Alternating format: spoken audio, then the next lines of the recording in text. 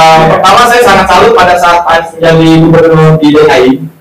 Dia hanya sendiri seorang gubernur yang berani menaikkan UMP secara nasional. Undang-undang tersebut sudah menyengsarakan kaum buruh hari ini dan masa depan. Pak Presiden dulu di zaman Presiden SBY, rapat-rapat di hotel itu membludak banyak sekali. Kemudian di zaman Jokowi, pertama dia jadi presiden nggak boleh rapat.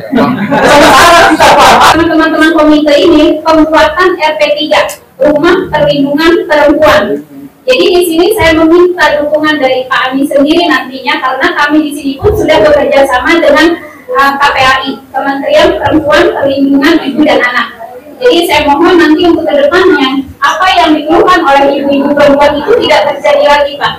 Dengan ingin adanya kesetaraan, dengan inginnya ada upah yang sama, kesehatan yang sama.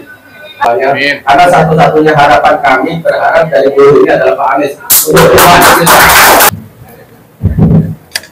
Assalamualaikum warahmatullahi wabarakatuh. Selamat sore, salam sejahtera semuanya. Terima kasih Kang Ali Yusuf yang sudah moderatori, kemudian juga Pak Riyad. Terima kasih sempatkan hadir di sini, dan para tokoh masyarakat, para tokoh buruh yang berkumpul. Ini kalau menurut catatannya ada 14 serikat, kemudian persatuan, dan kalau lihat dari jumlah yang tadi menyampaikan aspirasi, sudah cocok jadi kesebelasan buruh. Karena 11 nih, 11 siapa yang menjadi kiper gitu nih? 11, dan semua dia sampaikan, saya sampaikan terima kasih.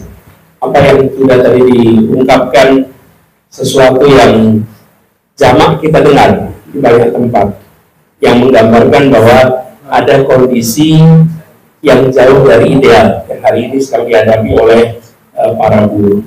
Nah, kami menangkap aspirasi itu, saya tulis semuanya nih, teman-teman. Jadi aspirasi yang ditulis, dan ada yang rekam juga, jadi menjadi bekal bagi saya untuk perjalanan ke depan. Dan teman-teman, saya selalu sampaikan bahwa ikhtiar dan perjuangan yang kami coba bawa adalah perjuangan untuk menghadirkan keadilan, menghadirkan kesetaraan.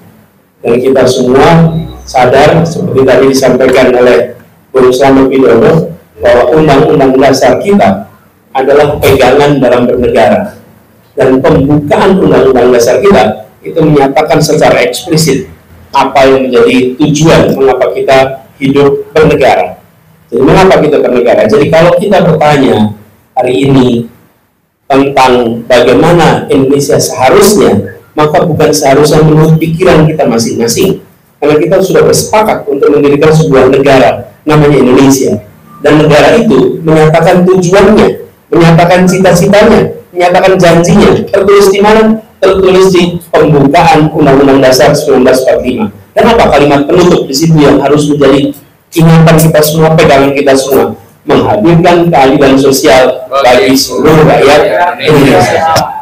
Jadi saya ingin sampaikan bahwa ini bukan ide saya, bukan gagasan saya. Ini adalah ide dasar mengapa kita berrepublik, mengapa kita bernegara. Dan ini harus disadari oleh semua, profesi apapun, sektor apapun, bahwa negeri ini didirikan supaya terjadi rasa keadilan. Nah, tentu kita tidak ingin keadilan dalam kemiskinan, bukan? Kita ingin keadilan dalam kesejahteraan.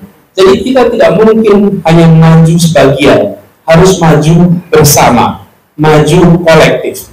Nah, ini juga yang menjadi prinsip. Jadi saya sering sampaikan, kalau berbicara besok, setiap orang berkampanye bisa mengatakan apa saja untuk besok. Yang mengatakan tak perlu bawa bukti, yang mendengarkan tak bisa membantah. Sama-sama tentang masa depan. Betul tidak? Tentang masa depan gimana mau dibantah? Belum kejadian. Tapi sini saya ingin sampaikan kepada semua, saya membawa kepada Bapak Ibu sekalian catatan rekam jejak apa yang sudah kami kerjakan di Jakarta. Dan Jakarta adalah pusat perekonomian kita. Jakarta adalah pusat kegiatan di mana ada pembawa modal dan ada pembawa tenaga. Ada yang bekerja, dan ada yang memberikan pekerjaan. Dan dalam proses itu saya sampaikan harus ada rasa keadilan. Dan kemudian di Jakarta ambil kebijakan-kebijakan itu. Bila kenyataannya biaya hidup belum setara dengan pendapatan, pengeluaran nggak seimbang dengan pendapatan, maka harus kita bereskan ini. Satu, yang paling mudah adalah dengan peningkatan pendapatan. Yang kedua adalah dengan menurunkan biaya hidup. Jadi negara di Jakarta hadir dengan menurunkan biaya hidup dengan berbagai macam fasilitas untuk para pekerja yang ada di Jakarta. Jadi saya ingin tunjukkan kepada semua sekalian bahwa kami mengandalkan prinsip yang ada di pembukaan Undang-Undang Dasar 45. Kami coba terjemahkan dalam kebijakan ketika bertugas di Jakarta, dan insya Allah pendekatan yang sama juga yang nanti akan diteruskan bila diamanati untuk mengurus Republik Indonesia.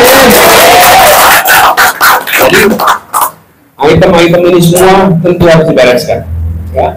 Termasuk bicara tentang perlindungan bagi perempuan, Bu Erni tadi bicara RP3 misalnya perlindungan perempuan. Tapi sekalian saya sampaikan, kalau negara memperhatikan 4 unsur di masyarakat, 4 nih, maka yang lainnya akan terbereskan. 1, perempuan. 2, lansia. 4, penyandang disabilitas.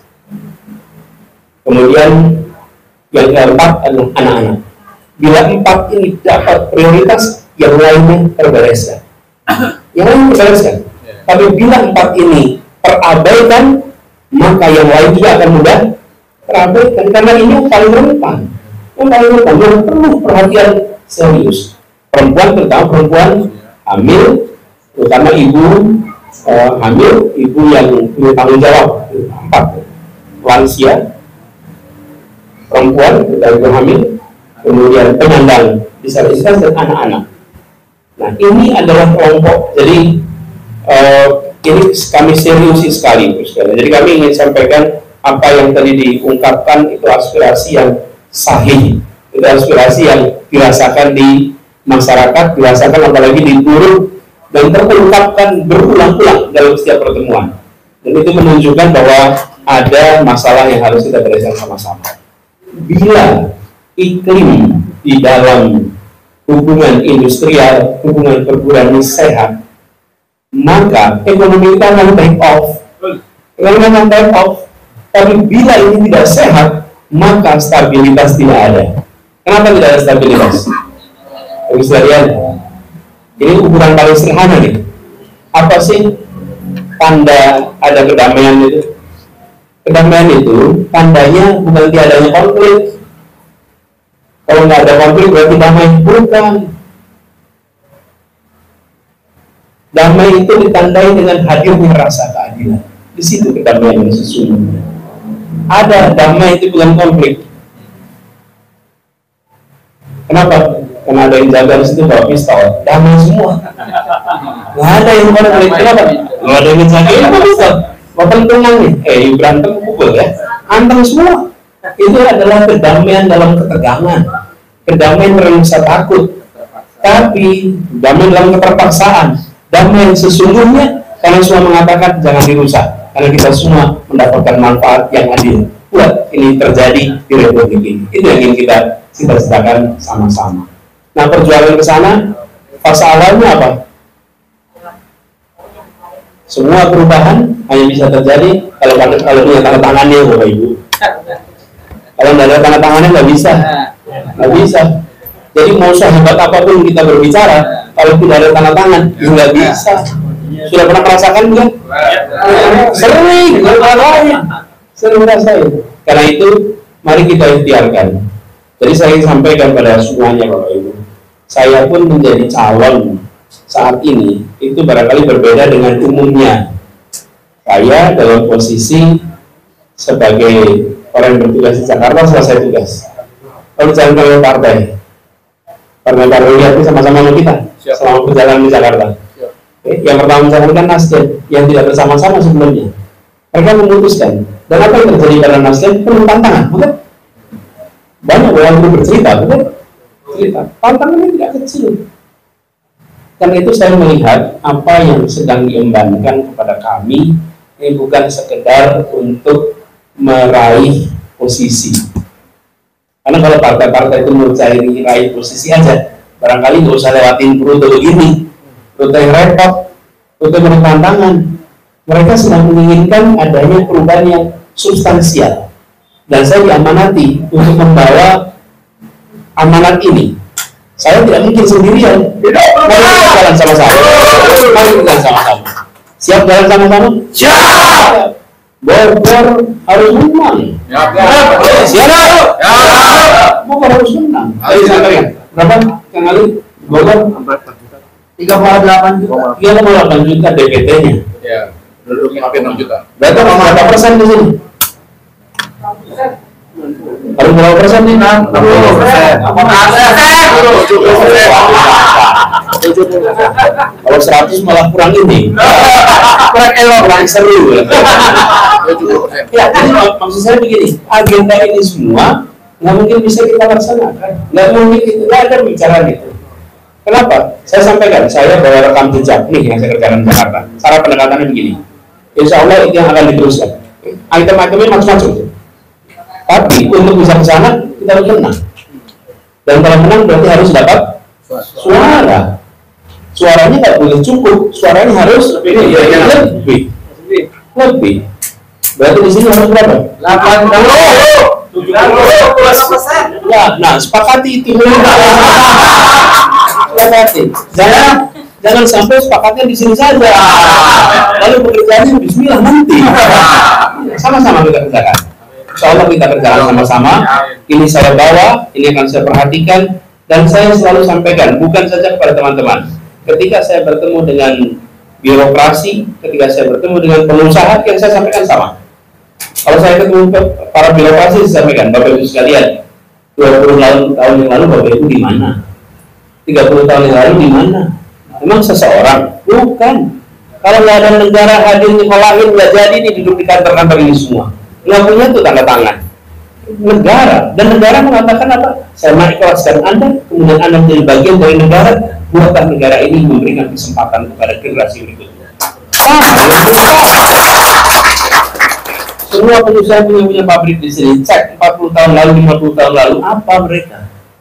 Negara memberikan kesempatan, memberikan kemudahan perizinan, memudahkan akses permodalan, lalu tumbuh besar. Ketika tumbuh besar, berikanlah kesempatan untuk dirimu mengangkat derajat saudara-saudaranya yang bekerja di perusahaan Anda. Kebanggaannya itu bukan hanya pada profitnya tinggi, tapi apa? Pada semua yang bekerja ikut sejahtera dan bersyukur. Saya ingin buruh yang bekerja di sebuah perusahaan bisa bilang sama pemilik perusahaannya, saya bersyukur bekerja di tempat Anda. Jangan sampai yang muncul sebaliknya, saya menerima kerja di tempat Anda. Iya. Dan kalau itu terjadi, berarti sudah timbul rasa keadilan. Apa sih kebanggaan yang akan disampaikan pada anak-anaknya? Angka rupiah lebih tinggi. Naik turun profit itu hanya muncul nanti di laporan keuangan. Tapi kepuasan batin itu didapat dari orang yang bekerja dan bilang, ini orang benar nih. Pengusaha yang buat kita semua merasakan keadilan. Anak saya sekolah dengan benar, ketika sakit ditangani dengan benar, kesehatan kita aman, masa depan lebih baik. Itu kebanggaan yang nggak ada nilainya. Dan itu yang saya sampaikan ke teman-teman pengusaha. Karena teman-teman pengusaha itu juga sesuai hati, tapi harus kita ada bicara juga. Jadi dengan begitu kita bangun sebuah ikhtiar bersama. Ini bukan untuk kelompok A, B, C. Ini adalah kita melaksanakan apa yang diperintahkan oleh para pendiri republik ini, menghadirkan keadilan sosial bagi seluruh rakyat Indonesia. Itu aja teman-teman. Sampai dari kami, terima kasih. Nanti apa yang dari item ini kita bawa, insya Allah menjadi misi yang bisa kita laksanakan sama-sama. Demikian ya, kalian Kang Ali, terima kasih. Kita menyanyikan lagu Padamu Negeri, Pak. Ya, lebih kompak. Ya, saya usul menyanyikannya 2 kali. Ya. Jadi begitu selesai sampai di ujung, langsung teruskan yang kedua. Ya. Kita mulai. Berdiri semua ya. 1, 2, 3. Wow.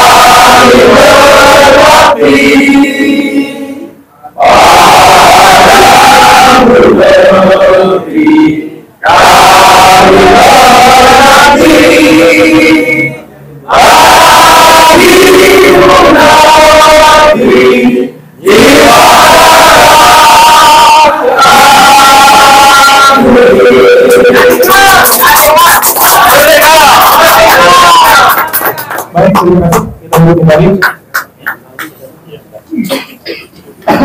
Alhamdulillah. Jaga kesehatan. Alhamdulillah. Insya Allah. Baik, terima kasih. Pada hari ini silaturahmi singkat tapi berkesan. Mudah-mudahan menjadi awal baik kita di Kota Bogor. Tadi kita sepakat di angka minta berfoto per serikat. Nanti saya panggil untuk ke depan supaya tidak